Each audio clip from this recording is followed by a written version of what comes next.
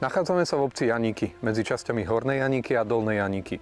A smerujeme ku skoro 2800-ročnému tajomstvu. Pokiaľ by ste ho ale cieľane nehľadali, tak ho nenájdete. Horné Janíky, Dolné Janíky a Búštelek sa v roku 1940 spojili do jednej obce s názvom Janíky. Archeológovia v 70. a 80. rokoch našli práve na tomto mieste dve mohyly. A možno tomu nebudete veriť, ale práve stojím pred jednou z nich.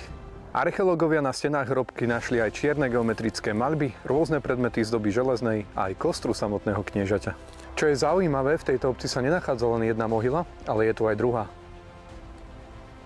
Možno keby ste nevedeli, že toto sú mohyly z doby halštatskej, tak vám pripadajú ako dva kopce na poli. Nie je to nejak označené, nie je tu vysvetlená ich história, no možno práve kvôli tomuto videu spoznáte klenot tejto obce.